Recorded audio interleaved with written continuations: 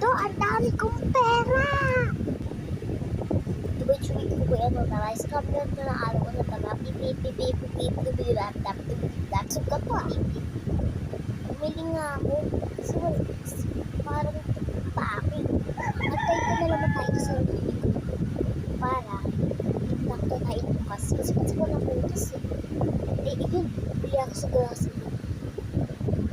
Naku, isa na lang pera ko. Ang gagawin ko. Miss, magkano? Bale, 1 million po, ma'am. By cash kung man. 1 million? Miss, dahil pa pautang muna. Hala, hindi po ito tindahan, ma'am. Grocery store po to. Bakit uutang kayo dito, ma'am? Gusto nyo, huwag na lang po kayo bumili. Kumain pa ako ng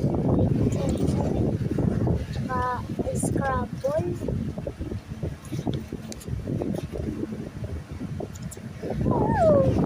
Ito na naman. Ginamis.